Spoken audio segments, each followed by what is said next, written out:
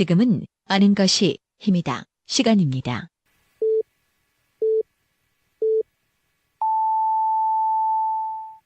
음주운전 전과자에서 음주운전 추반본부 대표로 거듭난 의회 파행을 주먹에서 의회 평화자로 거듭난 회계 아이콘 더불어민주당 소속 다시 갈게요. 너무 웃긴다.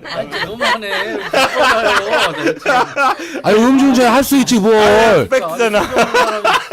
팩트잖아. 아 괜찮아 나 무면허도 있으니까. 그러니까 아니 주차장에서 너무하시네. 누가 무면해? 저는 없습니다. 현재 음주하다 무면허에 걸렸지. 아 그럼 빼. 아니 면허 다시 그동안 땄지 다 또. 저기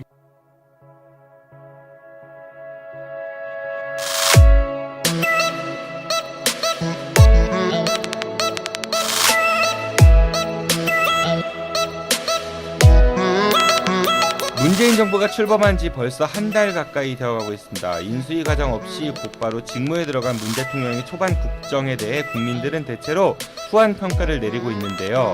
하지만 국무총리 및 장관 후보자 인사청문회 관련해서 여러 잡음들이 들려오고 있습니다.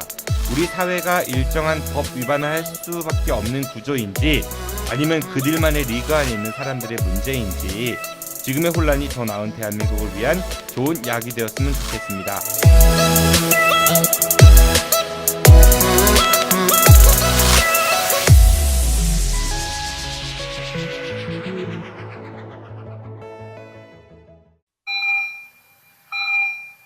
지금 여러분들의 자동차는 안녕한가요?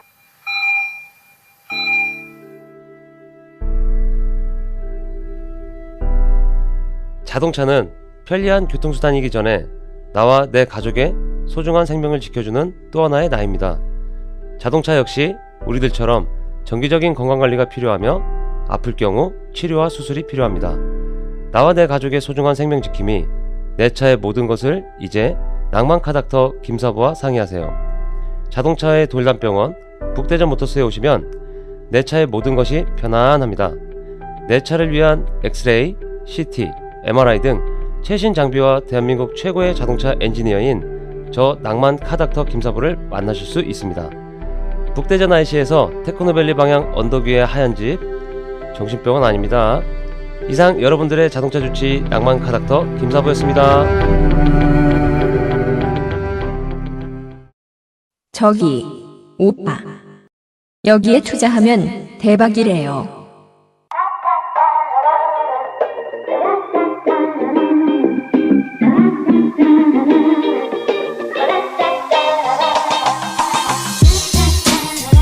매주 목요일 복구킹의 장과 사기 전문가 박사장이 들려주는 다양한 사기 수법들과 사례들을 통해 사기 피해를 예방해봅니다.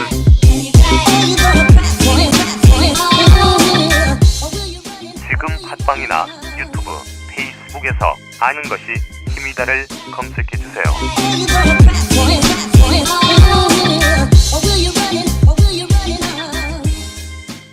오늘도 권력 의지가 충만한 지역정가의 욕망의 아이콘들이 모였습니다. 우리 프로그램의 맏형 맏오빠죠. 네, 음주운전 전과자에서 음주운전 추방본부 대표로 거듭났고요. 네, 의회 파행의 주먹에서 의회 평화자로 거듭난 회계 아이콘 더불어민주당 소속 대전 서구의 운영위원장이신 김창관 의원 나오셨습니다. 의원님 안녕하세요. 예, 안녕하십니까. 구치소로 김창관. 저런 구치소를 간 것도 아니고 벌금인데 뭘 그래 그거 갖고 그런데 진짜. 전과자라는 표현 좀 심하네. 아, 전과는 맞아. 전과자 맞죠? 법률적으로는. 네. 그냥 회계 아이콘 괜찮아요. 회계 아이콘 사람이 누구나 잘못을 할 수 있으니까. 아 그럼. 예, 아 벌금 내줬잖아요. 냈죠. 그럼 됐죠 뭐. 네, 다음은 19대 대선 끝나고요. 이상하게 4등을 했음에도 불구하고 가장 분위기가 좋은 정당입니다. 적폐그룹에서 탈출하여 보수의 희망을 자임하고 있는데 코리아 패싱이 아닌 노룩 패싱 신공을 보유한 분이 소속된 바른정당 대전시당 김태형 수석 부위원장 나오셨습니다. 부위원장님 안녕하세요. 예 안녕하세요 반갑습니다. 아직 수속 못 달았어. 아, 예, 그거 언제 다는 거예요? 6월 30일 정도 1차 회의만 끝내갖고요. 그 저기 뭐야 본인 혹시 전과 없어요? 저 이제 음주운전 무면허증 있습니다. 아, 네, 두 분이 형제. 기본입니다. 음주운전. 아니 그 정도야 그 정도야, 뭐. 한 번 반성 많이 하고 있죠. 두 분은 장관 반성하세요. 인사청문회 예. 가면 좀 그 뭐랄까 괴롭힘을 좀 당할 것 같아요. 5대 원칙은 없는 것 같던데.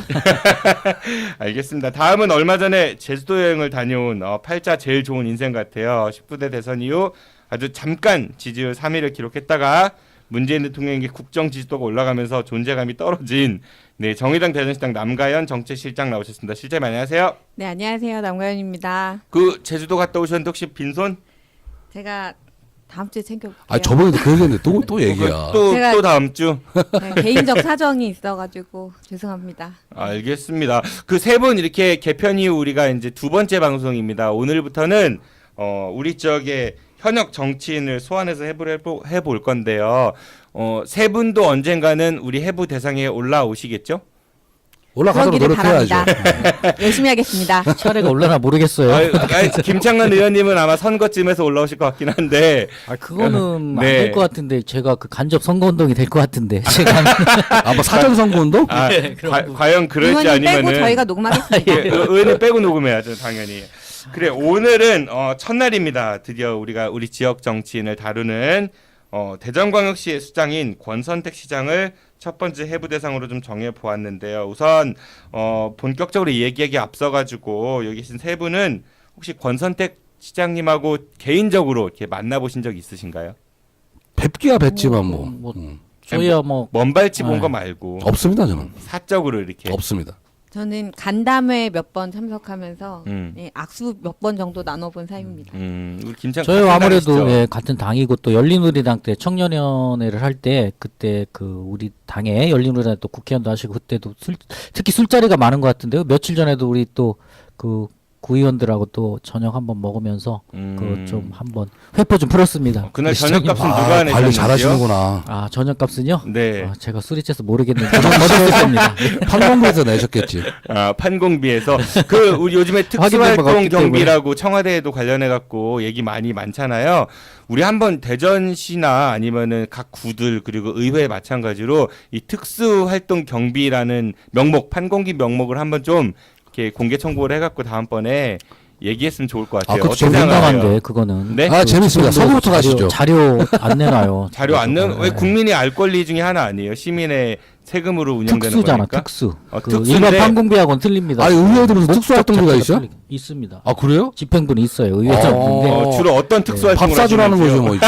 그래서 아는 게 아니라 그거를 한번 생각해 보려고 했는데 네. 안 갖고 와요. 자료. 예전에 그래요? 관례적으로 공개를 안 한다. 그거는 그래서 법적으로도 공개를 안 해도 하자가 없다. 이제 그렇게 마무리했습니다. 그러니까 일단 청구해보고 안 하면 안 한다. 왜 안 하는지 이런 거 얘기해도 재밌을 것 같고요. 의무가 없다. 이제 그거 예전에 새누리당 시절 때 유승민 의원이 그 원내대표 한 시절이 있었잖아요. 근데 그때 그분이 이렇게 밥을 안 샀대. 특수활동비 받는데 그래갖고 뭐 그런 말도 있더라고. 그 홍준표 전 그 대표 새누리당 한나라당이었죠. 와이프 갔다 왔다고? 네네. 집에 생활비로 해서 여러 얘기했었던 것 같은데 그래요. 우리 오늘 권선택 시장입니다. 드디어 뭐 지선도 얼마 안 남았고 1년 정도 남았는데 우선은 같은 당이신 우리 그 김창관 의원님께서 권선택이라는 인물에 대해서 간단하게 소개를 좀 부탁드릴게요. 예, 그 1956년 그 지금 중구 산성동이죠. 그 출생을 하셨고 또 74년도 우리 그 명문 대전고를 졸업하십니다. 그리고 77년도에 성균관대학교에 재학 시절에 아마 그 당시에도 이제 최연소의 그 20회 행시 23세죠. 그때 합격을 했고요. 23살 때 행정고시 합격을 했다. 그렇죠. 아, 23세면은 소년급제? 빠른 거죠. 음. 네, 뭐 대학교 졸업할 나이죠. 지금 네네. 보면. 예. 그 뒤로 이제 충청남도 기획관 1990년도 그리고 청와대 민정비서실 행정관을 지냈고 그 다음에 이제 고향인데 대전으로 내려와서 그 정무부 시장 홍선기 시장 재임 시절 때 정무부 시장을 같이 하셨고요. 그 지금의 이제 문재인 대통령과 인연이 맺어지는 청와대 인사비서관을 참여정부 시절에 그 같이 청와대에 근무를 하셨던 꽃길이다, 기억이 있습니다. 꽃길. 예, 여기까지 잘 나가셨어요. 근데 그다음에 또 열린우리당 때 그 국회의원에 도전하고 이제 그 당시 이제 고등학교 선배인 오선의 강창 의원을 중구에서 꺾고 그 당선이 되죠. 아마 그 이때 파란이 일어나지 않았나 하고 지방 의회도 들썩거렸는데 뭐 그렇게 그 국회의원에 데뷔를 하셨고요. 17대 국회는 거의 뭐 열린우리당이 그럼요. 이른바 탄핵 네, 탄핵 열풍으로 네네 그 휩쓸다시피 했었죠. 152석인가? 네네. 그렇죠. 그랬던 것 152 같은데. 석입니다. 네네. 그리고 그 권 시장님의 주요 실적은 그 매니페스토 그 약속 대상 공약 실천율이죠. 최우수상을 받으셨고 2011년도 대한민국 반부패 청렴 대상 수상과 그 내무부 방호계장 재직 시절에 119 그 구조대 창설을 주도했던 그런 그 그 전과가 있습니다. 예. 전과자가 전과를 얘기하셨군요. 여기서 전과라는 꼭 이렇게 말꼬시 잡아요. 아니 그 얼마나 좋아하시면은 말씀마다 그 공선 선언바람이 시자가 다다닥 붙어 하셨고 같은 당이시니까 네, 되게 존경하는 그 시장님이고 또 아, 존경하세요? 소개는, 네, 존경하죠. 그러시구나. 네네. 저랑 술잔을 기울여도 몇 번 했는데 술잔 기울이면 존경하는 거? 남자는 좀 술도 한 잔 먹고 그래야지 좀 의리도 생기고 찐분이 아니 생기는 보수 쪽 발언 아니야? 알겠습니다. 민주당 말씀대로 보수였구나. 근데 그 시장님 잘 아시잖아 그런 것도. 아유 저희 쪽 좋아하죠 뭐 그런 거. 아니, 근데 이 지금 소개를 들으니까 그래도 굉장히 똑똑하셨고 공부도 잘하신 것 같고 그리고 출세도 막 하신 것 같아요. 많이 잘하신 것 같은데 이분이 또 그 공직자시니까 재산 신고를 하십니다. 돈이 많으신 편에 속한 것 같아요. 글쎄. 뭐 그 37억 정도죠. 그러니까 뭐 그 지금 뭡니까 그 자유한국당 의원에 비하면 그 많은 건 아니라고 보이는데. 자유한국당 누구? 어쨌든 그 광역시장에서는 뭐 중간 정도는 되지 않나. 그리고 거의 토지예요. 보니까 그 토지라는 거는 그 상속을 받고 증여를 받지 않나 그렇게 생각이 됩니다. 아마 제가 알기로도 그 동네 금수저? 그 부모님을 좀 잘 만나신 거죠. 아니 이게 보면 실거부 하셨는데 그게 얼마나 되는지 네, 그 이전에 뭐 17대 자료나 이런 것들을 보면서 좀 비교를. 근데 뭐 이제 해봐요. 부동산에서 뭐 37억 정도면은 이제 뭐 최저가로 평가해서 올리실 테고 한 50억 이상? 그 50억 이상 이런 발언은 뭐 확인되지 않은 사실이니까 뭐 저희 방송의 의견과는 같지 아니 않고요. 개인적인 소견이라는 그냥 얘기죠. 뭐 네. 김태형 부위원장의 허위 사실 유포 참고하시고. 아니 근데 네. 재산신고 부동산 낼 때 공시지가로 내지지 않았어요? 거의 다? 공시지가로 내게 돼 있죠. 공시지가면 보통 공시지가에 공직자니까 공시지가. 2배, 3배는 뭐 기본일 텐데. 근데 그 재산 중에서 이분이 이제 뭐 아까 뭐 증여를 받으신 걸로 추측이 되는 잘은 모르겠습니다만 고향 땅에 그러니까 목달동 그쪽에 뭐 토지가 한 20억 가까이 있으시더라고요. 그거 말고 집이 이제 버드네 아파트 지금 거주하시는 건가요? 지금 버드네 아파트 거주하시는 걸로 돼 있죠. 네, 한 50평 정도의 예. 전세 2억이라고 하는데. 서울에도 집이 계시다면서요? 근데 서울에도 그 사모님 명의로 서울 강동구 삼익 아파트 사모님은 서울 사시고? 도 있고 그리고 또 사모님 역시 명의의 서울이. 서울 용산구 이촌동의 단독주택 전세 3억짜리도 있으시고. 아유 집 많으시네. 예, 좀 예 부자신 거는 맞는 것 같아요. 그러니까 그 뭐, 부자의 아니. 기준이 자 우리 넷 중엔 제일 부자 같아요. 그러신 것 같아요. 아니 근데 뭐 네. 이 주택 가격 그렇게 그다지 서울에서 3억이면 전세 3억. 전세. 전세 3억입니까? 네네. 전세래도 우리 또, 김태형 예, 예. 부위원장님 좀 더 많으신 거 아니에요? 아니요, 저 그 정도 없습니다. 저기는 제가 그래도 더 많을 것 어머님이 같아요. 부자실 네. 것 같아요. 아니 저는 이제 제 소유로 된 영동에 집 한 채밖에 없습니다. 아뭐 저 와이프 소유고요. 그 부모님 재산은 신고 안 하시는 거예요? 그거야 뭐 이제 아니 가족 재산도 포함이니까 보통 재산 신고할 때 그러니까 아들이 좀 금액에서. 있어요 땅이. 아니 뭐 저기 아이, 또 금수저. 네. 아이 나 금수저예요. 내가 무슨 영동에 금수저야. 동수저. 영동에 동수저. 분홍이라는 소문 있죠? 영동에. 영동 땅값 안 비싸요. 나중에 네. 김태형 부위원장님 차례 오면 한번 털어보는 네, 거예요. 한번 텁시다요. 확실히 준비해서. 예. 그 여기서 재산은 본인 명의만 돼 있는 게 아니라 뭐 그렇죠. 배우자나 네. 뭐 자녀 뭐 이런 것도 포함이니까 그 본인 예금이 한 2억 5,900만 원 정도 있으시다고 2016년에 신고를 하셨고요. 그리고 배우자 예금이 7억 4,800만 원 정도. 그 사모님이 좀 예금이 많으시네요. 차남이 9,300만 원 정도. 그리고 장남은 그 신고 고지를 거부했다고 하고요. 아니 공직생활 쭉 하셨는데 이렇게 예금도 많으시고 현찰 보유율이 꽤 되시는데? 글쎄요. 그 부분은 뭐 어떻게 뭐 확인할 길이 없으니까 뭐. 본인만이 뭐 이렇게 얘기할 수 있겠죠. 그 사모님은 딴 일 하시나요? 사모님이 선생님 하신다고. 선생님, 예, 저도 그렇게 알고 있습니다. 선생님이시면 거기도 공직자실 텐데. 뭐 생활비를 거의 안 쓰셨나? 돈이 많으신가 보죠. 그리고 이제 사모님이 4인간 채권이 돈을 한 2억 정도 빌려주신 게 있다고 하고요. 그리고 그 본인은 채무가 4인간 채무가 한 1억 8천 정도 있다고. 그러시고. 아니 공직자시면 은행에서 돈 잘 나오실 텐데 뭐 4인간 채무 뭐 이렇게 뭐 하셔. 근데 예금이 이렇게 많으신데 채무 상환을 안 하시네요. 그러니까 그것도 희한하네. 그 원래 이제 금융이라는 게 그러면은 제가 방어를 하는 건데 그러면은 삼성 뭐 이건희 회장 일가 이쪽은 빚 되게 많아요. 근데 돈도 많잖아요. 그러니까 자본주의 금융 시스템이라는 게 꼭 내 돈이 있으면 빚을 내지 않는다. 이건 아니니까 뭐 그런 이유가 아닐까. 금융기관 기업에서 하는 그런 개념하고 다르지. 4인간 채무일 경우에는 보통 있으면서도 안 갚으면 사람들이 화내죠. 사정이 있겠죠. 내부적인 뭔가 사정이. 이유가 있겠죠. 뭐 이자를 어떻게 뭐 예. 받는 그런 뭐 투자 수익으로 생각하시든지 어떤지 저는 잘 모르겠지만은 아니 뭔가 돈을 꾸신 거야 아니면 돈을 빌려주신 거예요? 빌려주신 것도 세무니까 있고 빌리신 거죠? 빌리신 것도 있고 빌려주신 것도 있고 그러니까 권선택 시장님이나 이 대전시의 관계자 여러분 한번 꼭 저희 방송에 출연하셔가지고 네 그 좀 설명을 해주시면은 직접 그럼 너무 좋을 것 같습니다. 한번 꼭 모시겠습니다. 그 선거도 얼마 이제 안 남았는데 저희가 되게 좋게 잘 방송 만들어 드릴게요. 그리고 자 이제 권선택 그 시장 개인에 대한 뭐 추가로 하실 말씀들 있으세요? 이분에 대해서? 아니 글쎄 뭐 추가 자연인 권선택, 추가라고 정치인 할 권선택 말고. 거보다 예전에 그 유시민 그 전 의원께서 설전에서 그런 말씀 하시더라고. 우병우 얘기하면서 소년급제 뭐 이렇게 하시는데 글쎄 이분도 이렇게 쭉 살아오신 그 과정을 좀 보니까 이제 한마디로 꽃길을 많이 걸으셨던 것 같아요. 그리고 관원도 있으시고 이제 그런 부분에서 좀 어떤 그런 서민의 애환이라든가 아니면은 그 진보 정당을 자부하는 더민주당 그 측에서 뭐 정의당에서는 항상 아니라고 얘기하지만 저희 중도예요? 중동 지금 중동 진출. 급진 개혁은 아니고요. 그 얼마나 이렇게 많이 이해를 국민을 하실까 이게 좀 그런 게 중도 좀 개혁적인 정당. 살아오신 인생에 봤을 때 좀 그렇습니다. 네. 그러니까 지금 권선택 시장님이 현재 이제 더불어민주당의 단체장이신 위치가 있고 이렇게 앞에 이력과 현재의 위치만 딱 놓고 봤을 때 꽃길을 걸어오신 것 같지만 사실 이분의 행보가 한 외길 인생을 걸어오신 것은 또 아닌 것으로 그러니까. 네, 이렇게 이쪽에 또 서셨다 저쪽에 또 서셨다 하는 아니 그 길이 꽃길이던데 내가 볼 땐. 뭐 그게 어쨌든 꽃길인가요?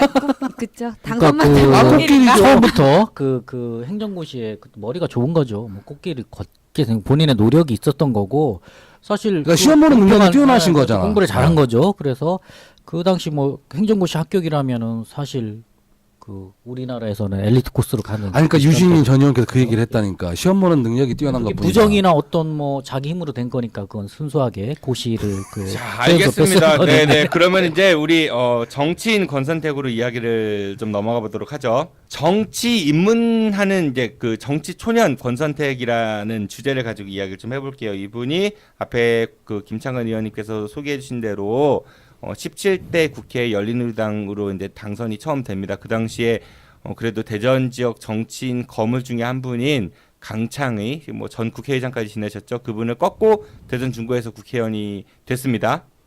근데 그 17대 총선의 경우에는 좀 특성을 보셔야 되는데 아까 뭐 서두에서도 뭐 열린우리당의 그렇죠. 네. 돌풍의 시점에서 열린우리당 그 그때 돌풍의 바람이었죠. 선거 시기였다라고 바람. 했고 뭐 그때는 뭐 나무떼기를 꽂아도 당선되는 열린우리당이면 그럼 당선된다. 그때 떨어진 분들은 뭐예요? 그러면은 그럼 지역 정서가 특이한 거겠지. 특이한 지역 정서가 나타나지 않은 전국 299석이었나요 그때가? 그때는 아마 300, 299석이죠. 예, 그쵸. 예, 그 중에 299석, 예. 152를 뺀 나머지는 그 네. 막대기를 꽂아도 어떻게 된 거예요, 그러면? 그때만 해도 뭐 그럴 수도 있었고요. 대전 같은 경우는 이렇게 변화에 좀 그 많이 작용을 하는 지역이다 보니까 그때는 뭐 거의 다 휩쓸었죠. 그리고 권선택 개인의 어떤 능력치보다는 어떤 선거 바람이었던 것 같습니다. 제가 제 소견으로 판단하기엔.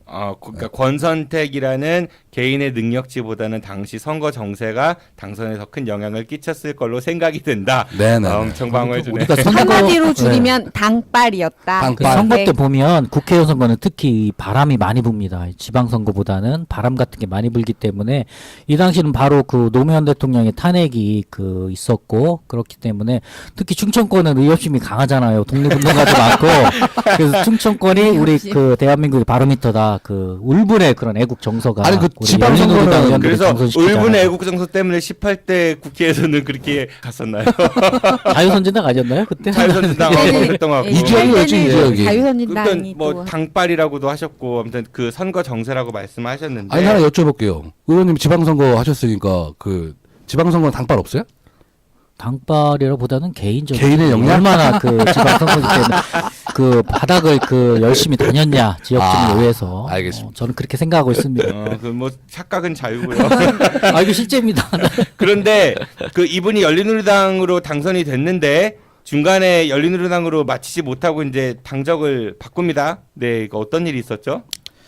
권선택 의원이 이제 17대 국회에 입성한 이후에 곧바로 이제 2년 후에 지방선거가 있었죠. 근데 이 지방선거 출마를 준비하시면서 이제 열린우리당 내에서 전략공천에 대한 이야기들이 많이 오갔었어요. 네네, 그렇죠. 예, 예. 염 시장님의 입당에 대한 얘기가 있으면서 당시에 열린우리당의 지역구 의원님들이 전략공천 방안에 대해서 지지하는 것에 매우 분개하고 항의하시면서 열린우리당을 뛰쳐나가신 것으로 그렇게 알려졌는데 그 당시에 같은 당은 아니셨죠?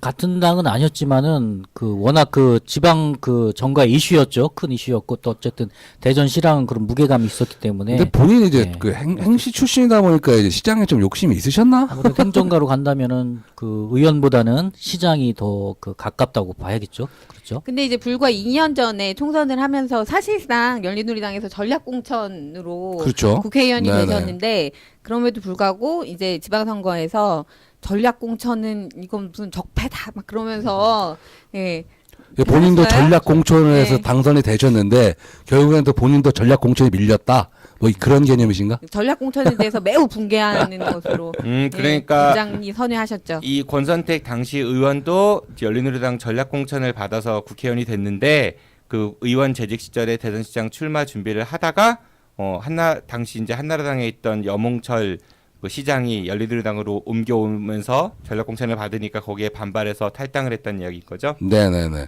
그러고 나서 또 이제 저희 당 얘기에서 살짝 나옵니다. 그때 이제 국민의 중심당의 남충희 위원장님께서 저희 현재 요때 시장으로 나가셔서 뭐 나중에 이제 소주 한 잔 뭐 하면서 제가 들은 얘기인데 빚을 많이 지셨대요. 선거 빚으로. 저희 방송 나오실 때 그 얘기는 하셨는데 당시에 그 권선택 시장이 이제 열린우리당 탈당하고 대전시장 출마를 고민하다 결국은 안 했습니다. 안 하고 네네네. 무소속 국회의원으로 남는 걸로. 근데 사실 시장 준비는 했었거든요. 그 공약 준비도 했었고 혹시 여러분들 그 들어보셨어요? 대천루 프로젝트라고? 어마어마하죠. 큰일 날 뻔했어요. 대전에 아, 200조짜리 건물을 보면은 뭐 짓겠다. 그 대전에 랜드마크를. 롯데월드 같은 네. 고층에 200층, 200층. 기술을 큰 걸 쓰셨네. 거기에 이제 뉴타운 건설 이런 것들이 당시 권선택 그 국회의원의 시장 출마를 준비하면서 내세운 공약이었는데 요즘 그런 말씀 안 하시는 것 같은데. 당시에 뉴타운이 한참 이렇게 오세훈. 이슈가 서울에서도 되던 네, 이슈가 시절이라서 됐던 때였지. 예, 그냥 컨트롤 C 컨트롤 V 해오신 건지 그렇구나. 똑같은 뉴타운을 그 국민정당에서 심대평 당시 이제 대표가 권선택 시장 그 국회의원을 영입하려고 노력을 많이 했던 걸로 기억을 해요. 같은 고등학교 선후배관이기도 하고 그런데 결국은 국민정당에 참여를 하지 않고 그래서 대타로 고당에 계신 내가 듣기로는 저희 그런 게 위원장님 아닐까? 심대평 그 쪽에서 상당히 삼고초려를 하셨다고. 삼고초려는 어느 쪽이야? 권선택 시장 시간 순서로 보면은 먼저 아마 권선택 했던 시장이 걸로. 뻥 대신 닭이었나?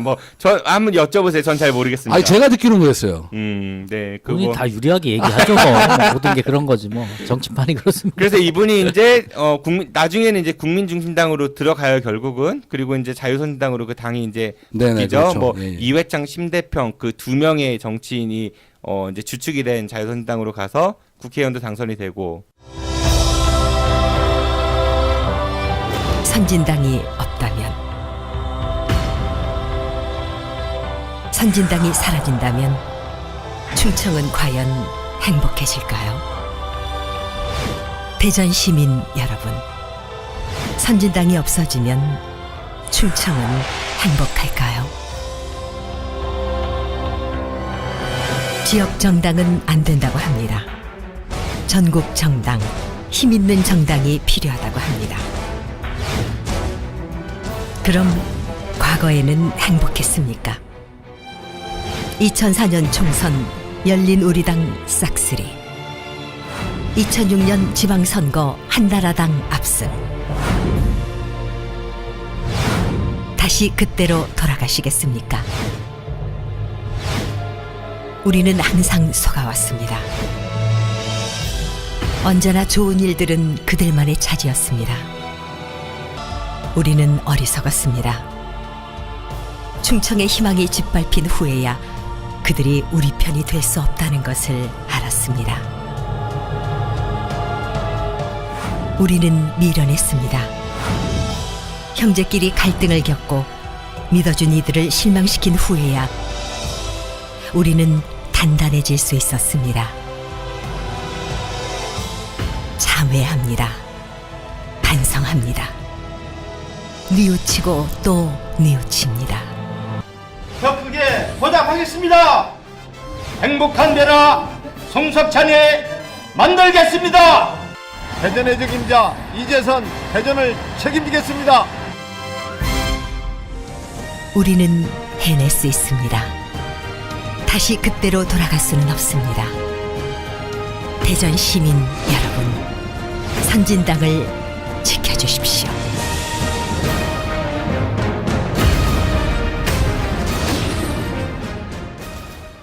18대 국회의원 선거는 17대 국회의원 선거가 이제 열린우리당의 바람이었다면 지역 정가에서는 자유선진당, 이제 국민중심당에서 자유선진당으로 넘어오는 이 네, 맞아요. 충청 지역 정당의 바람, 네, 충청의 바람. 또 세게 불었던 네네. 그런 선거였습니다. 이 바람을 또 타고 재선에 성공하시죠. 관운이 좋으신가 봐.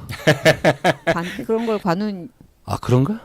이라고 운도 따르는 하더라고요. 거죠. 운도 예. 따르는 거죠. 어떻게 보면 맞아요. 그 출마자들 보면 운이 더 좌우한다는 사람도 있거든요. 해도 안 되는 사람 계속 안 돼요. 아니 희한하게. 조금 전에는 뭐 지역민과 뭐 바다 걸고 이래야 된다고 하더니 또 왜 운 얘기를 국회의원 얘기하는 겁니다. 국회의원. 저는 아까 지방의원 물어보셨죠. 지방의원님들은 지방의원은 운이 안 되고 지방에는 그치. 운은 전혀 작용을 안 하고 아니 보세요. 지방의원은 맨날 그 주민자치단체 통장들 만나야지. 통장님들 또 뭐 부녀회장님 뭐 행사 있으면 김치 담아줘야지.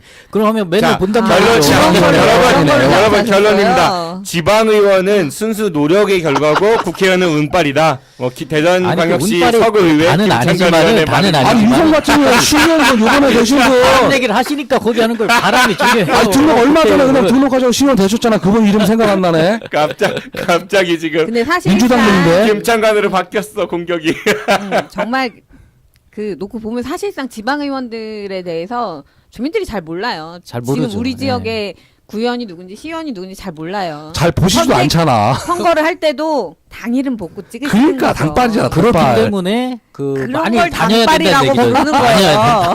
다녀야 된다는 얘기. 자 우리 다시 원래 옆길로 샜어, 옆길로. 원래 이제 주제로 돌아와 권선택 그 의원에 네네. 대해서 18대 국회의원에 당선이 됐고 그 당시에 자유선진당은 되게 많은 부침을 겪었던 것 같아요. 그래서 결국은 뭐 여러 명 탈당도 하고 그쵸? 그래서 나중에 선진과 창조 모임이라고 교섭단체를 유지하기 위해서 당시 창조한국당 문국현 그 네네. 의원과 맞습니다. 함께 네. 해서 권선택 당시 의원이 뭐 원내대표도 하고 그랬던 것 같습니다. 저는 그래서 이분 이제 그 어떤 그 당 생활을 보면 물론 뭐 10분 이해도 하죠. 어차피 정치는 공천이라는 이런 거 가장 중요하니까. 근데 이분의 어떤 그런 그 개념적인 게 진본지 보수인지 좀 헷갈려요. 보시면 여기에서 어떤 상황에서 이르고 왔다. 여기서 적폐라고 얘기했다가 본인 또 이제 그렇게 하시고. 근데 정체성이 뭐 어떻게 생각하세요? 이분 진보예요, 보수예요? 중도라고 중도? 말씀드렸잖아요. 중도. 정치 중도가 어딨어? 맞습니다. 중도가 제일 스펙트럼이 넓어요. 아니 우리 그런데 대선에서도. 제가 예. 보기에는 이분이 이제 우리 권선택 시장님께서 17대 국회의원, 18대 국회의원 하셨는데 17대에는 이제 열린우리당으로 시작하셨고 이제 18대에는 자유선진당 이렇게 하시면서도 제가 보기에는 근데 되게 예. 열린우리당 시절에도 열린우리당 스럽지 스럽지 않았고? 않은 어. 예 일들을 하셨어요. 근데 어떤 이게 일들이 있었죠? 예전에 2005년이었는데요. 민주노동당의 노회찬 의원이 대표 발의했던 장애인 등 차별에 관한 법률, 우리가 보통 장차법이라고 부르는 법률에 이분이 특별위원회 소속이셨어요. 장애인 특별위원회 그러셨구나. 소속이셨는데도 불구하고 이 발의에 동참하지 않으셨어요. 예. 중도야, 보수야? 뭐 특별한 이유가 있었겠죠. 네. 왜 그랬을까요?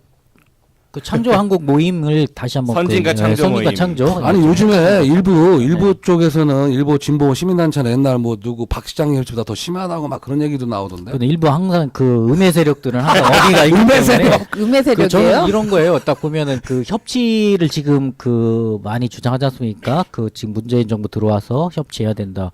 그 당시 협치를 그 하기 위해서 딱 합의가 잘 됐더라고요. 그 당시에 이제 선진과 창조 모임이 그 협치를 문국현 대표와 그 권성택 대표 잘한 게 뭐냐면은 그 08년도에는 먼저 이제 권선택 그 현 시장이 하기로 하고요. 그 12월 30일 딱 약속을 지킵니다. 그리고 그 2009년도부터 이제 문국현 대표가 이렇게 해서 그 중간에 이른바 9월 달에 나눠먹기 사이좋게 나눠먹기. 아니 협치라고 표현해 주세요. 협치. 아니 그거야 뭐 협치의 그거야. 의미가 좀 그러면서 그 어차피 그 결과 이제 원내 그 교섭 단체를 유지하기 위한 그 딱 20석이 됐어요. 그래서 그 이런 건 그렇게. 어떠세요?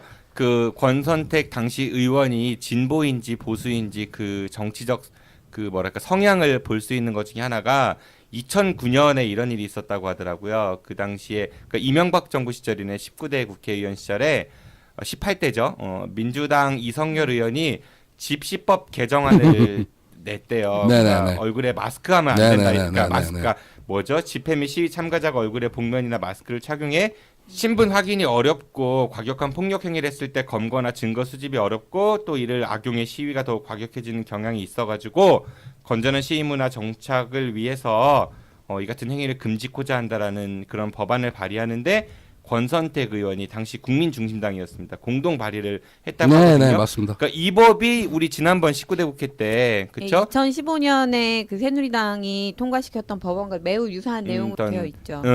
그 관련도 되어 있는 그 당시는 또 권선택 그 시장이 민주당 소속이었어요. 그러니까 당론과 전혀 배치되는 그러한 법안을 당시엔 또 공동 발의를 했었거든요. 공동 발의 이런 부분은 뭐 중도야 보수야 이건 또. 그 공동 발의라는 건 그 특히 국회의원은 뭐 한두 분이 하는 게 아니고 서로 지방의회 찍어주기? 같은 거는 뭐 많이 합니다. 그래서 아마 그 어떤 그 상황을 모르겠습니다만 그 당시 상황을 그 지금 상황에서는 좀 뭐 그 제가 생각해도 좀 뭔가 좀 잠깐 그 오해나 착각 있지 않았나 그렇게 좀 생각을 해주시면 글쎄 그 오해 착각으로 해석하기에는 좀 그렇지 않을까요? 그런 법안들 같은 경우에. 내용이나 뭐 그런 부분이 좀 잘 이해가 안 됐거나 좀 그런 복해가 된 말씀은 것 같습니다. 그러면 일단. 국회의원 하시던 시절에 이렇게 법안도 잘 살펴보지 않고 아무데나 막 사인을 아니 그 너무 나가신 거고. 아니 저 보수 입장에서 그런 법안은 전 사인 안 할 것 같은데 제가 국회의원이라도 아니 그 당에서 했던 거예요. 그 당에서 한 거예요. 보수가 현재 한 많이 거예요. 바뀌었어요. 저희 바른정당이잖아요 지금 현재. 그 당시 바른정당의 지금 개정안 개정안 지금 바른정당분이 2015년에 대부분 이걸 아니 집법을 내 입장이라고 현재 통과시켰어요. 상황에서.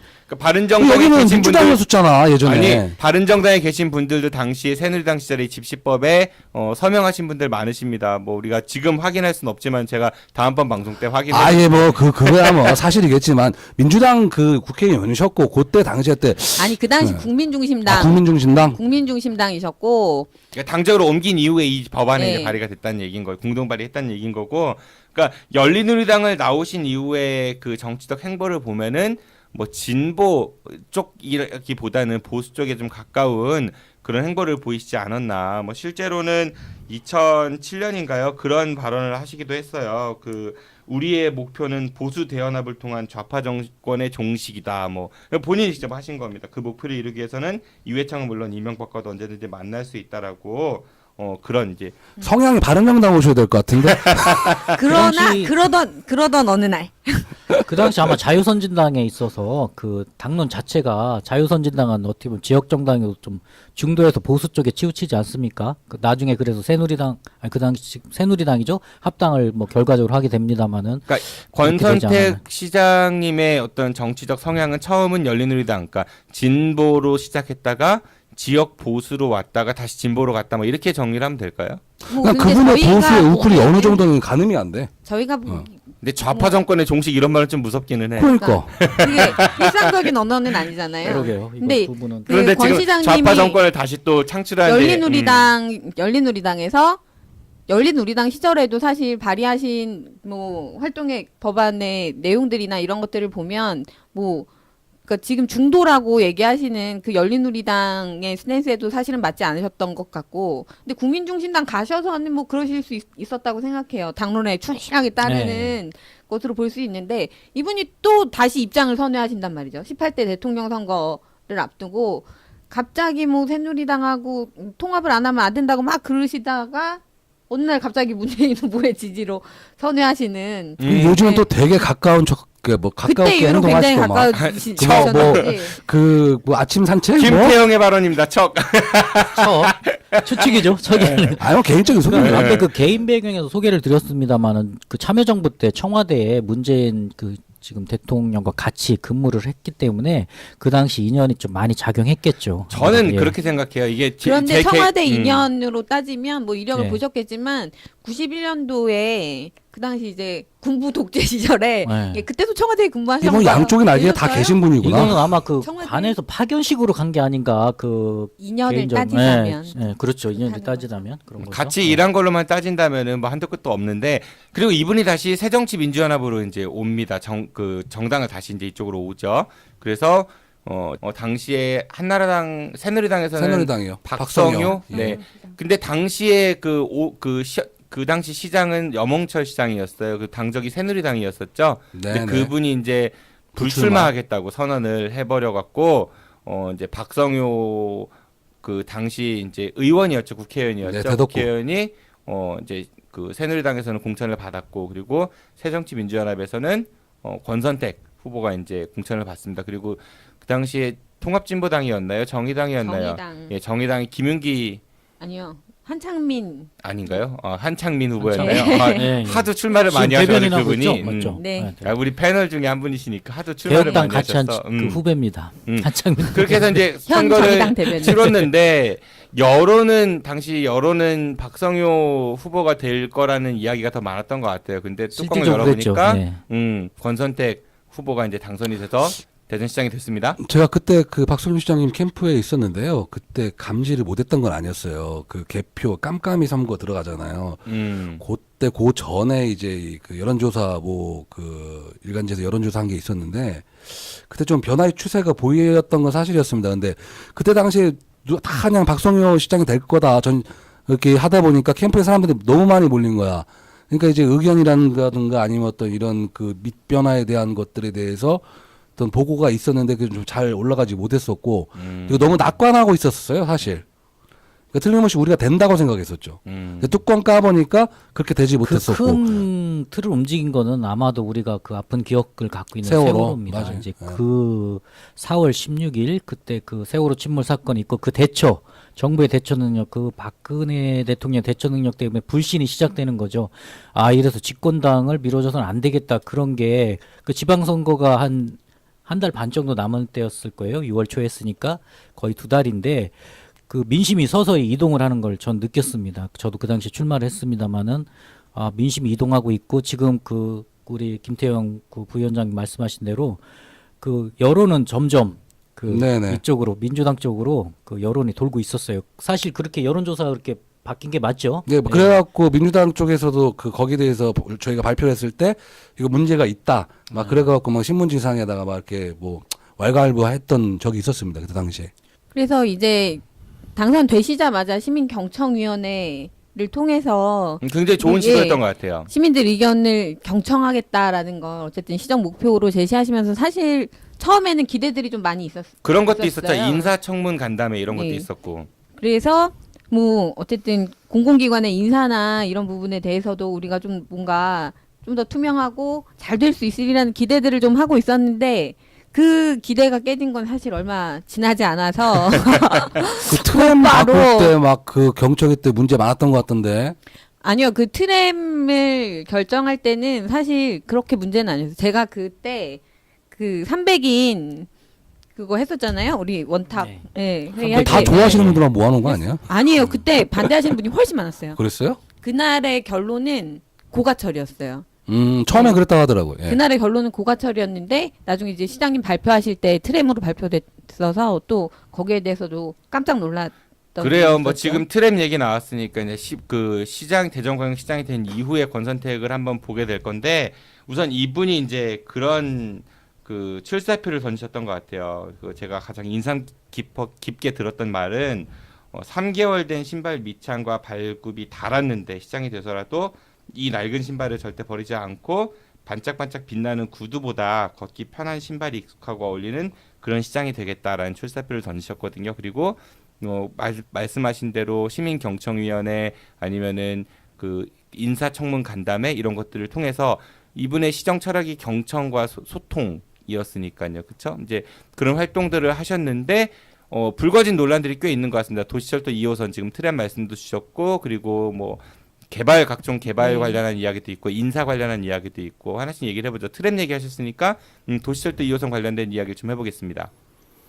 그 트램으로 그 과정이 있겠지만 가장 중요한 건 예산이었죠. 국가에서 그 예타 자체를 1호선처럼 우리 대전 시민도 다 지하화를 원했죠. 그 지하화가 좋다고 했지만은 결과적으로 그 대전의 그 인구 규모나 그런 걸 봤을 때는 지하화는 옳지 않다. 예산이 많이 수용된 데서 국가에서 이제 반대 입장을 밝고 사실 국비가 거의 그 많이 투자되는 부분인데 지하철 사업은 12보다는 그 정부의 눈치를 안 볼 수 없는 것이고 거기서 이제 연몽철 시장이 이제 고가 방식을 선호했죠. 아마 시장에서 네네, 맞아요. 예, 그렇게 했다가 이제 시장이 바뀌면서 이제 트램이 나와서 실질적으로 그 고가와 트램의 그 예산 차이 큰 차이는 없는 것 같았습니다. 그렇지만 이제 자연 경관하고 훼손 부분 그리고 그런 부분에서 좀 문제가 있었던 것 같은데 그 어쨌든 두 시장님이 그 노선 자체가 트램과 그 지상 고가 그 부분에서 한참 논란이 많았었죠.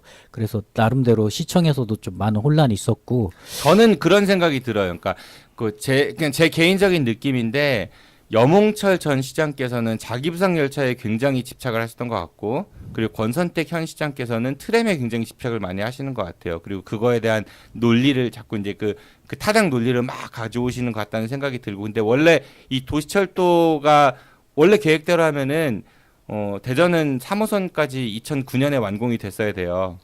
그렇죠. 원래 계획대로 하면 그런데 지금 2017년인데도 2호선이 시작도 25년? 안 됐죠. 아직도 이게 또 네. 확정도 안 된 거잖아요. 지금 얘기만 그렇게 나오는 거고 그 안에 그러니까 1호선, 2호선, 3호선 막 이야기하면서 있었던 각종 연구 용역들, 홍보비들 이런 것도 꽤 만만치 않게 돈이 들어갔거든요. 그러니까 이거는 뭐 어떤 방식이 오르냐, 뭐 중전철, 경전철, 호남선과 연결한 굉장히 말이 많았었습니다. 그러니까 이거의 책임은 그러니까 중앙 정부의 예산 지원이 부족해서 딱 그것도 정권 바뀔 때마다 이야기 되게 많았던 것 같고 또 다른 시도들 있죠. 그러니까 다른 그 광역시에서의 지하철, 도시철도 관련해 갖고 과연 그 도시는 인구와 이런 게 그 적당해 갖고 그 예산이 국비로 지원이 된 건지 대전의 타당성, 대전과의 형평성도 맞춰볼 필요가 있다는 거죠. 우리가 왜 굳이 그러니까 어떤 하나를 하기 위해서 막 어거지로 그 논리를 갖다 이해하고 인정할 필요는 없다고 생각하거든요. 아니 정확한 지적이에요. 왜냐하면 광주 같은 경우에도 대전하고 인구가 비슷하거든요.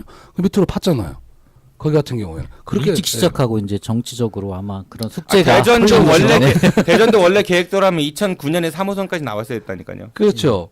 그러니까 이제 중앙정부에서 돈 대주냐 안 대주냐 이게 정치적 적용을 이제 보러 가시는데 그러면 그 당시에는 권선택 시장이 아니었기 때문에 책임이 없다. 그런데 당시 국회의원이었었고. 그럼요. 그러니까 이제 지역 정치의 한계 저는 이제 그 얘기도 조금 한번 꺼내보고 싶었던 것 같아요. 남 실장님이 가장 대립이 크죠?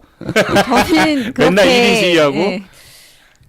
근데 어쨌든 저는 트램에 대해서는 그렇게 사실 트램에 동의하진 않지만 고가철보다는 나은 방식이라고 생각하고 있거든요. 그 이유는 뭐냐면 그건 대중교통 중심으로 재편하겠다는 의지를 어쨌든 보여주는 거기 때문에 이게 차선을 잠식하고 통행하는 거기 때문에 자가용보다는 대중교통 중심으로 교통체제를 개편하겠다는 데서 어쨌든 전 거기에 대해서는 고가철보다는 나은 방식이다 이렇게 생각을 저는 하고 있는데 제가 하는데. 오히려 트램에 대해서 생각하는 건 트램이 결정되고 난 이후에 트램이 이제 굉장히 저희가 생각했던 것보다 굉장히 빠른 시간 안에 트램으로 하겠다 이렇게 발표가 됐고 그리고 이제 뭐 시범 노선도 결정되고 뭐 이렇게 쭉 이렇게 프로그램들이 진행되고 있는데 이 과정에서 뭔가 좀 불안함이 있는 것 같은 느낌이 드는 거예요.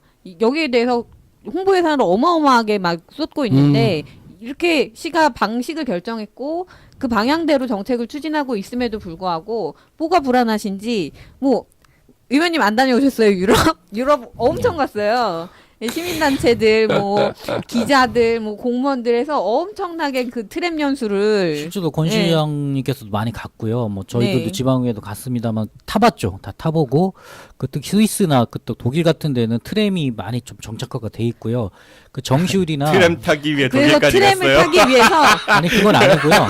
그러니까 트램을 타보기 타기 위해서 위해서, 어마어마하게 타야 많은 되니까. 사람들이 어쨌든 유럽을 다녀왔어요. 실제로. 그래서 저는 뭐가 이렇게 불안해가지고 그렇게 하실까? 자, 그게 제가- 뭐냐면 그 이유 같아요. 그 이제 임기 말에 아까도 그 방식이 또 바뀌고 지금 연구용은 실질적으로 아까 정 PD님이 많이 했습니다. 근데 삽을 못 두고 있어요. 그 삽이 떠야지 진짜 공사가 들어가는데도 연구 용역은 말 그대로 뒤집어 버리면은 그래서 한 그런 빨리 내 임기 내에 쉽게 해서 첫 삽을 떠야겠다 했는데 그런 부분이 정치인이나 그러니까 다 있는 저는 거겠죠. 예. 무리하다는 거죠. 그게 무리하다는 거예요.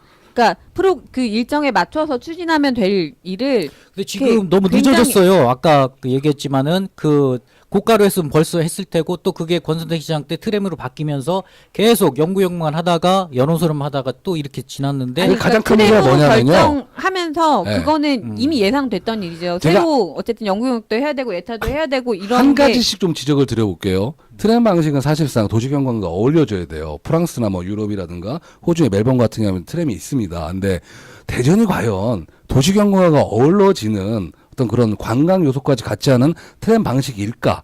일단 첫 번째 이게 좀 지적이고, 두 번째는 이게 이 트램을 사람들이 많이 타려면 버스 타는 것보다 아니면 자차 이용하는 것보다 이게 좋아야 돼요. 근데 그 고가 방식 같은 경우에는 한 라인을 이용하잖아요. 그래서 제 시간에 갑니다. 근데 트램 같은 경우에는 기존의 도로를 이용해야 되는데 신호 체계 및 여러 가지 사고 위험성들 그런 거 다 보면 제 시간에 못 갈 확률이 되게 크거든요. 그리고 노면에서 갈 때 과연 속도를 얼마나 유지할 수 있을까? 효용성 측면에서 과연 가능한 것인가? 저는 이건 좀 권선택 시장이 좀 잘못 생각하고 계신다고 봅니다. 처음부터 H당 쪽. 트램도 전용 차선으로 가기 때문에 전용 차선을 줄이시면 정시성은 유지됩니다. 만약에 사고가 났다고 생각을 해보세요. 차들이 같이 다니는 도로니까. 그럼 어떻게 합니까? 그거 치우고 빠져나가야 되는데. 근데 어쨌든 신호 체계를 정비를 할 거고요. 그러면 자가용 트램 이렇게 우선으로 운행하시는 분들, 뭐 택배기사, 화물차 예. 운전하시는 분들 얼마나 불편하시겠어요. 근데 지금도 알겠습니다. 자, 지금 말씀이 그러니까 정의당 남관 실장님 말씀은 그러니까 트램에 대한 그 철학, 그러니까 그 대중교통을 활성화하겠다라는 그 철학에 있어서는 공감한다라는 의견이신 것 같고, 그런데 그거를 정함에 있어가지고 좀 너무 무리하게 추진하는 게 아닌가, 좀 의견을 좀 더 수렴해야 되지 않을까 이런 말씀을 주신 것 같고, 우리 김태형 부위원장님 지적하신 거는 과연 이게 도시경관하고 어울릴 것인가라는 거, 그리고 대전의 현재 도로 상황에 이게 과연 현실성이 얼마큼 있는가라는 지적을 주신 것 같고, 김창관 의원님께서는 그래도 그동안 대전이 너무 이 도시철도 2호선에 관련해 갖고 지지부진했고 그렇기 때문에 행정의 책임자로서 뭔가 성과를 내야겠다라는 생각에서 이거를 이제 추진하는 것 같다라는 말씀 주신 것 같아요. 맞죠? 세 분 다 맞는데 이제 보다 중요한 건 저희가 그 돈을 많이 못 따왔다는 거라면 지방의 한계 그리고 좀 이런 게 가장 좀 슬픈 얘기죠. 저는 그런 것도 있는 것 같아요. 저도 사실은 뭐 외국 생활을 오래는 안 해봤는데 제가 필라델피아에서 한 달 정도 이제 기거를 한 적이 있었어요. 거기에 이제 트램이 있거든요. 그러니까 트롤리라고 옛날부터 있었어요. 그러니까 이게 어떤 거냐면은 마을 버스 같은 개념인 거예요. 그러니까 메인 그 서브웨이 그 지하철이 있고 그 메인 지하철역에서 지선으로 연결되는 트롤리들이 쭉 있어서 굉장히 편하게 다닐 수 있었던 것 같거든요. 그러니까 이 트램이라는 게 결국에는 친환경적이나 아니면 대중교통을 줄이고 이런 철학에는 저도 공감을 하는데, 이게 이제 효용성 있게 쓰이려면은 조금 더 많은 연구가 필요하지 않은가, 저는 개인적으로 그런 생각을 좀 해보고요. 트램은 어쨌든 지금 이제 추진을 하고 있습니다. 상당히 대전시에서 푸시라는 그런 사업인 것 같기도 하고, 그리고 또 논란이 되는, 그러니까 현재 시정에 관련해 갖고 논란되는 얘기 중에 하나가 상수도 민영화 이제 일단락이 된 것 같고요. 요즘에 이제 갑천 친수구역 개발 관련해서 월평공원하고 이 얘기가 좀 뜨거운 이야기인 것 같습니다. 각종 건설 사업들을 굉장히 무리하게 추진하고 계시다라는 평가를 사실 받고 계시죠. 갑천 친수구역 개발 사업도 그렇고 월평공원 사업도 그렇고, 이게 본질적으로는 사실은 아파트를 건설하는 일이에요. 그래서 갑천 친수구역 같은 경우 5,000세대 이상의 아파트를 건설하는 거고, 월평공원도 지금 두 개 지구로 나눠서 한 뭐 4,000 몇백 세대 이렇게 아파트를 건설하는데, 아파트 얘기는 쏙 빼고 다른 얘기들만, 갑천은 호수공원을 만드는 거고 월평공원은 공원을 만드는 사업으로 이제 선전을 하고 계시죠. 근데 무리하게 지금 건설사업 아파트를 건설하고 계신데, 원래는 권선택 시장님 공약은 뭐였냐면 서구와 유성구 지역에는 아파트를 더 이상 추가적으로 택지 개발을 하지 않는다라는 게 사실은 처음에 가장 중요한 약속이셨어요. 권선택 시장님이 이제 중구에서 지역구 국회의원을 하셨고, 그래서 원도심을 활성화하고 재생하는데 그게 이제 첫 번째 약속으로 공약을 하셨던 건데, 그럼에도 불구하고 새롭게 추가되는 택지들은 다 서구 유성구, 갑천 친수구역도 서구 유성구 나눠져 있고, 지금 월평공원 이렇게 개발하는 것도 다 서구 지역에 지금 몰려 있는 그런 실정이어서, 사실상 뭐 원도심 재생은 그냥 말로만 하셨던 거 아닌가 예, 그런 평가들 나오고 있죠. 애시당초 그 도시계획을 할 때 인구에 대한 개념이 좀 많이 상실된 것 같아요. 점점 좀 늘어날 거라고 생각하셨는데 뭐 세종시 생기고 뭐 여기 생기고 하다 보니까 이제 인구는 빠지게 되고 그리고 또 그 무엇보다 중요한 게 아까 전에도 이제 개발 사업 말씀하셨는데 사실 이 일몰제는 부단 이 대전만 갖고 있는 문제가 아니지 않습니까? 2020년이 되면 전국에 지금 뭐 수백 개의 어떤 그런 공원이 일몰제에 걸려서 나름대로 어떤 그 풀어줘야 될 상황인데 저는 그 일몰제 월평공원 같은 경우 좀 그래요. 이제 무조건적인 반대라기보다는 좀 한번 내용을 잘 살펴봐야 되지 않을까 싶습니다. 맞습니다. 지금 이 월평공원은 대전에 진짜 허파 역할을 하는 진짜 중요한 생태 공원이에요. 천연기념물 수달이나 이런 것들도 있고. 하지만 문제는 법적으로 이제 유효 시한이 20년이에요. 이제 한 2년 남았는데 그 2년 안에 이게 해제되면 자동 해제입니다. 일몰제이기 때문에. 그렇죠. 그 문제는 이게 국유지가 아니라는 거죠. 사유지기 네. 때문에 누구든지 사유재생권을 행사하고 내가 상가 짓고 싶다 아니면은 막 우후죽순 그 어떤 그 계획된 도시난 개발. 그렇게 딱 그런 우려가 있던 거고 우리 남 실장님은 뭐 전체적인 아파트로 말씀을 하셨는데 실질적인 계획은 그 대기업 자본을 끌어들여서 그 30% 정도는 비율은 아파트를 짓고 말씀대로 그 좋은 경관을 이용해서 시민들이 그 환경을 누릴 수 있는 나머지 70%가 이제 공원으로 이제 조성을 하겠다는 거예요. 근데 그 자금을 시가 여유가 없기 때문에 아파트 민간 기업의 이익을 좀 줘서 어떻게 보면은 뭐 보기에 따라서는 뭐 혜택을 준다거나 특혜를 준다 할 수도 있지만은 그거를 다른 뭐 박근혜 정부처럼 뭐 누구처럼 뭐 그렇게 한다는 게 아니고 시민을 위해서 공원을 조성한다는 그렇게 한번 순수한 뜻으로 이해를 해주셔도 좋을 것 같아요. 예. 근데 이번에 문재인 대통령도 선거 시기에 도시공원 일몰과 관련해서 그 특례 사업의 문제점 이런 것들에 대해서 이제 지적하는 시민단체들의 요구에 개선의 필요성에 공감하고 대안들을 같이 찾아보자 이런 얘기 하셨잖아요. 더불어민주당의 네, 맞습니다. 문재인 대통령이 예, 예. 그렇게 얘기하셨다고요. 근데 이제 무엇보다 중요한 게 개인의 그런 자유고 것보다 사유재산권의 문제거든요. 문제잖아요. 예. 그동안 세금을 내왔다 개발보다는 꼬박꼬박. 계획적으로 개발하는 게 잘 맞다는 싸운다? 거죠. 그런데 좀더 그 세게. 계획적인 개발이라고 하는 것의 내용이 29층의 고층 아파트라는 거고, 근데 29층의 고층 아파트가 환경에 미칠 영향을 생각해 볼 때, 아까 얘기하셨던 뭐 우후죽순처럼 난개발된다 이렇게 얘기하시는데, 이게 뭐 여러 가지 법률에 의해서 뭐 4층 이상의 건축물을 지을 수 없다든지 용적률 제한이라든지 이런 것들이 있기 때문에 그런 건축물들이 들어서는 것과 29층 아파트를 짓는 것을 비교할 때 어떤 것이 환경에 더 영향을 크게 미칠 것인가에 대해서 아니 그럼 모든 걸 다 국가가 다 해야 어떤 돼? 연구도 그러니까 그 부분이 이제 그 하지 않았다는 거죠. 그 실질적으로는 이제 돈이거든요. 돈 문제. 공원을 개발시키고 지금 사실 가보셨지만은 그냥 자연 생태예요. 그죠? 아무런 그 때가 안 묻었어요. 그 인공 조형물도 없고 뭐 데크, 그 산책로 몇 개 있는데 그리고 또 일부 쪽에서는 막 밭 해갖고 막 그냥 사유지화 돼버리고 그렇죠. 그런 것도 많아요. 문제는 아까도 말씀드렸습니다. 이게 사유지기 때문에 내가 재산권 2020년부터 뭘 짓겠다 하면은 법적으로 너무 과하게 그 규제를 가하면은 이거는 우리 정부 뜻하고도 안 맞지 않습니까? 민주주의인데 그런 부분이 있고 어쨌든 개발을 하려면 공원 개발하면 돈이 들어가야 되는데 그 재원 조달 부분을 아파트를 분양을 해서 그 이익금으로 그 민간 기업한테 공원까지 조성하게 하겠다는 그런 취지로 자, 저는 알고 알겠습니다. 있거든요. 이렇게 이 월평공원하고 갑천 친수구역 개발 관련해서 논란이 좀 많이 있습니다. 그런데 지금 대전시의 입장은 일단 이걸 추진하는 거죠. 그리고 며칠 전에 발표한 바에 따르면 이제 그 공원 일몰제 관련해 가지고 세 군데는 다수 제한 방식으로 이제 변경하겠다 이런 발표도 하셨던 것 같고 이런 논란이 있다는 거 정도로만 우리가 네. 얘기를 하죠. 우리 주제는 권선택이니까 오늘은. 예, 그런데 이제 이렇게 문제가 되는 것들에 대해서 이 문제들을 어쨌든 우리가 해결을 해야 되잖아요. 서로 다른 의견들이 있는 거고 이것들을 해결하는 방식에서 권선택 시장님이 애초에 처음에 이제 얘기하셨던 경청과는 거리가 굉장히 멀더라라는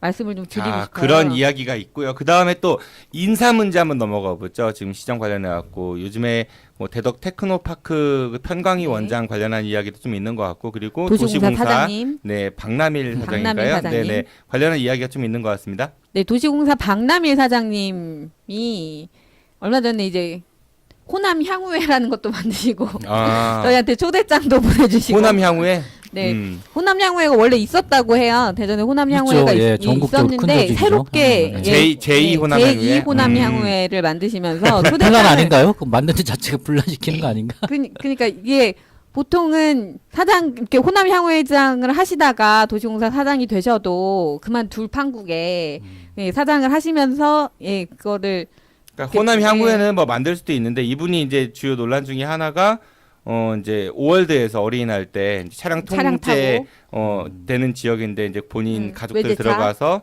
그래서 제 뭡니까 종 보존 센터 거기 이제 원래는 이게 출입 금지 구역인데 거기에서 이제 개인적인 시간을 보냈다라는 거 하나랑 또 그 노사 관련해 가지고 네, 밤에 몰래 이제 이사회 개최해 가지고 이런 문제들이 좀 있었다는 게 논란인 것 같고, 그러니까 핵심은 어떤 한 분 한 분의 문제가 아니라 그 권선택 시장께서 처음에 했던 인사청문 간담회를 통해서 시민들의 의견을 들은 그런 그 산하 기관장들을 임명하겠다라고 말씀을 주셨는데 그게 이제 좀 제도는 좋은데 결과치로서 좀 이런 문제들이 생겨나기 시작을 했고 그거에 대해서 인사권자가 너무 이제 모르쇠를 일관하는 거 아니야 이런 비판들이 있는 것 같아요. 막바지로 하시니까 좀 불안하신가 이렇게 자꾸 자리 이렇게 꽂으시려고 하시는 것 같은 느낌. 그런 거는 아니지만 그 어떻게 보면은 이제 그 인사권자는 사실 시장입니다. 시장이 발탁을 해줬어요. 고맙죠. 나로서는 그 뭔가를 해주고 싶은 그런 그 농공 행사 아니면 오니까는 그래서 자가 발전을 할 수도 있다는 거죠. 그 시장의 그런데 뜻이 지금 아닌. 일단은 예. 그 몇몇 그 산하 기관장들이 문제는 분명 있는 거잖아요. 근데 제가 또 문제 이런 문제 있다고 더불어민주당에서 인정하시는 겁니까? 제가 뭐 실질적으로 보도가 됐고 그런 사실적인 팩트 그러면은 인사권자가 어떤 조치가 예를 들어서 해임을 하든 아니면 경고를 하든 아니면 조사를 시켜보든 이런 과정들이 좀 필요하지 않을까요? 지금 내부 조사나 그런 건 하지 않았나요? 저한테 물어보시면 안 되죠. 그거를 저도 제가 거기 당사자가 아니라 이게 해적 방송 진행하는 사람입니다. 근데 뭐 제가 들은 얘기는 공바로 뭐 좀 그렇게 하고 있는 것 같은데 이런 얘기도 있어요. 그 권석태 시장님이 새로 오셔갖고 이제 인사를 좀 하셔야 되는 상황인데 먼저 전임자께서 다 이제 박아놓고 가셔서 워스에서 하시려니까 줄 자리가 별로 없다라는 거야. 그래서 이제 좀 시간이 루즈되면서 뭐 이제 요즘 뭐 그런 얘기가 있다. 그러니까 뭐 집권하면은 그게 제일 고민일 것 같아. 그러니까 우리가 예전에 왕도 어떤 역성 혁명을 통해 왕이 되면은 공신들을 어떻게 대우할 건가가 큰 화두 중에 하나잖아요. 그러니까 어떤 왕들은 예를 들어 그 누굽니까 태종 이방원 같은 경우는 공신들 대부분을 다 죽였잖아요. 다 죽였죠. 아예 죽였죠. 그냥 아예 죽였죠. 네. 아니 뭐 그때 공신처럼 해주고 죽였죠. 해주고 나서 끊어놨죠. 반면에 이제 세조 수양대군 같은 경우는 공신들을 등용을 했죠. 그러니까 뭐 장단점은 있겠지만은 그 수양대군, 그러니까 세조 이후에 생겨난 게 훈구파가 생겨나기 시작을 했고 뭐 그게 예전 조선시대 붕당까지 얘기가 올라가면은 그런데 그러니까 이 공신에 대한 처우도 사실은 정의당이 집권하면은 공신 뭐 생각 안 하겠어요, 솔직히. 그런 고민의 지점이 있겠죠, 분명히. 저희는 공신을 해준 사람들이 좀 나타났으면 좋겠긴 한데. 아니 그거 왜 고민을 해? 네. 뭔가 결과가. 그러니까 이게 꽂아주고 이런 게 항상 늘 있는 얘기인 것 같은데 코드 인사, 회전문 인사 뭐 여러 얘기들이 있었던 것 같은데 깨끗한 중요한 거는 아니 하겠습니다. 공신을 등용할 수는 있어요. 근데 그 공신이 그 역할을 못했을 경우에는 뭔가 적절한 조치가 좀 필요하지 당연합니다. 않을까. 필요합니다. 그게 인사권자나 집권자로서 그런 생각이 좀 들고요. 반성 좀 하세요. 제가 인사권자 시켜주세요. 우리 부위원장이 빡세게 시켜달라는 얘기는 시장 출마 욕심이라는 얘기야. 시장 출마 선언 알겠습니다. 오늘 특종 하나 나왔고요. 그러면은 이제 얼추 시간도 많이 흘러갔는데 우리 사실은 오늘 방송에서 우리가 권선택 시장을 다루면서 이제 현재 시정에서의 논란들 그리고 과거 정치 행적들 그리고 자연인 권선택 이렇게 알아보고자 했는데 주어진 시간이 좀 짧다 보니까 너무 많은 얘기들이 있지만은 다 못한 것에서 아쉽습니다. 나중에 선거 기간이 되면은 가능하면 시장님 직접 모시고 제가 한번 궁금한 것 좀 많이 여쭤보도록 하고요.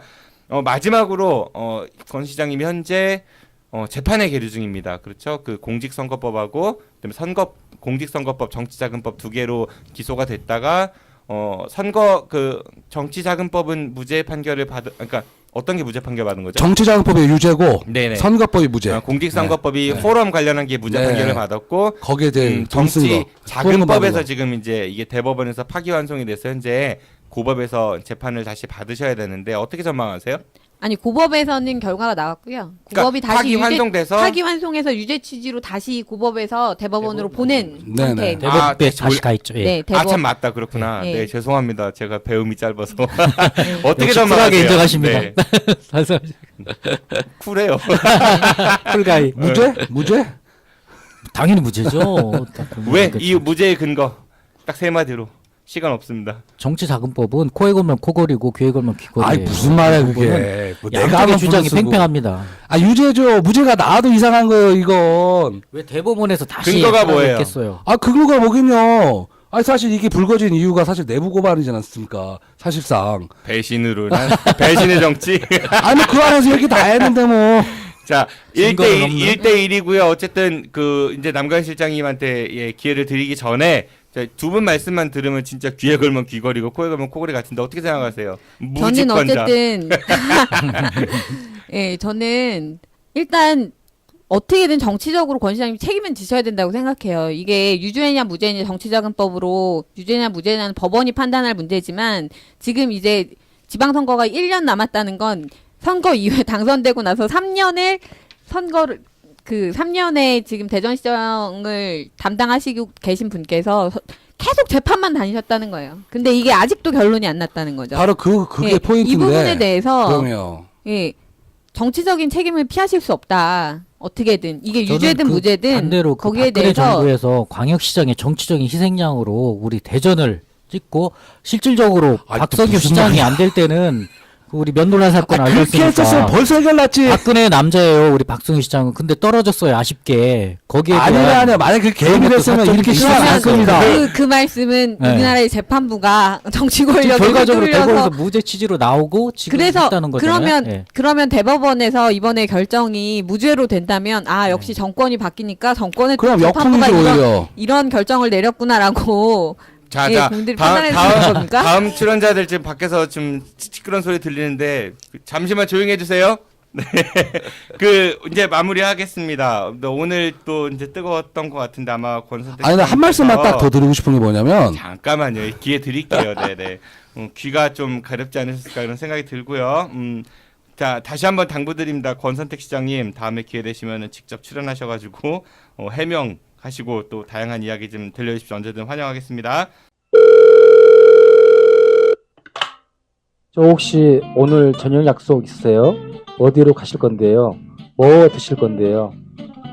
아직 뭐 정하셨다면 대전 서구 탐방동에 있는 수호 참치로 오세요. 수호 참치는 합리적인 가격에 정말 고급진 참치 부위만 엄선해서 손님들께 대접해 드립니다.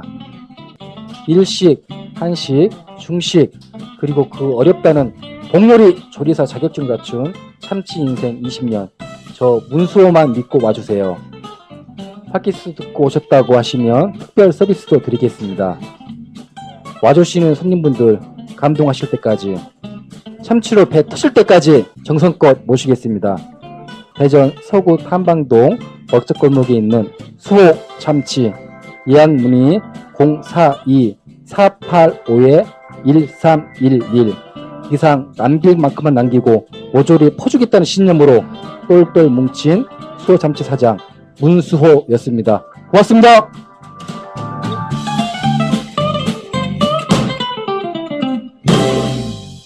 대전 충청의 현안에 대해 낱낱이 파헤칩니다. 더욱 강력하게 무장한 장재환 기자의 요즘 모닝 이슈.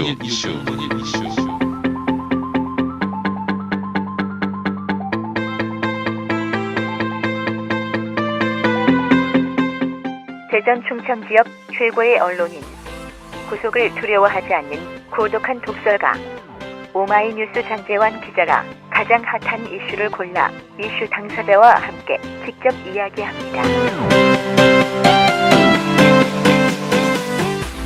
지금 팟빵이나 유튜브, 페이스북에서 아는 것이 힘이다를 검색해주세요.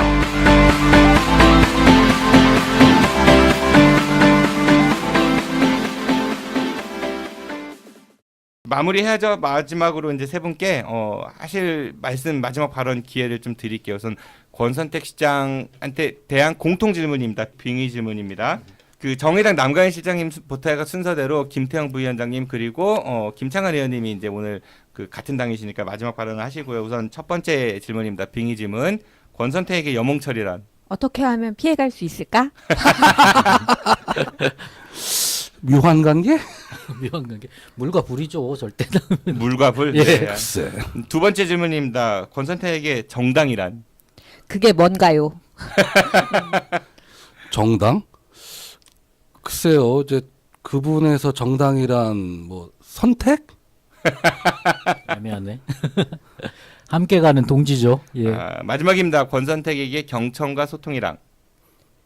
그냥 하는 말? 제가 볼 때 못다이 이름 꿈 같아요. 처음에는 하시려고 했던 의지가 강했던 것 같고. 우리 대전 시정을 성공적으로 이끌기 위한 선결 가장 중요한 팩트입니다. 알겠습니다. 세 분 오늘 고생 많으셨고요. 마지막으로 특히 이제 김창완 의원이 같은 당이신데 되게 좀 방어하시느라 또 전에 고생 많으셨어요. 전과도 있으시고 고생 많으셨습니다. 그 마지막으로 각자 세 분께 아까 순서대로 권선택 시장께 당부하고 싶으시거나 아니면은 하시고 싶은 말씀 있으시면은 짧게 한 말씩 부탁을 드리겠습니다. 제가 이건 비지를 쫙 깔아드릴게요. 이제 임기가 1년 정도 남으셨습니다. 이제 처음에 마음으로 좀 돌아가셔가지고 선거 시기에 하셨던 말씀들 그리고 그때 내셨던 공약들 공보들을 좀 다시 한번 돌아보시면서 그때 했던 약속들을 좀 지켜주셨으면 좋겠습니다. 어찌됐든 간에 본인이 좀 결자 해지하실 부분은 좀 빨리 하셨으면 좋겠어요. 이제 그동안에 어떤 이런 그런 뭐 법적인 문제 때문에 대전시 또는 또 대전시에 근무하시는 분들 모든 분들이 좀 많이 힘들어졌던 것 같거든요. 그리고 어떤 행정적인 측면이나 그리고 본인이 하고 싶은 것들에도 많이 발목 잡히신 것 같고 빨리빨리 좀 결자해 주셨으면 좋겠습니다. 예, 그 가장 좋은 화두를 던졌던 우리 그 대전시장인 그 권선택 시장님께 그 경청과 소통 진짜 중요합니다. 우리 앞서 남 실장님, 남관 시장 얘기대로 그걸 실천하려면은 남은 1년 열심히 하셔서 또 내년에도 건승하시기 바랍니다. 응원합니다. 네, 알겠습니다. 고맙습니다. 오늘 나오셔서 감사드리고요. 세 분. 예, 안녕히들 가십시오. 고생 많으셨습니다. 고생 많으셨습니다. 예. 힘드네 오늘. 어려웠어요. 진짜. 오늘 힘들었어. 다음 시간엔 한현택 대전 동구청장을 해부해 보도록 하겠습니다. 저도 이만 물러가겠습니다. 지금까지 진행의 정진호였습니다. 청취해주셔서 고맙습니다. I'll be back.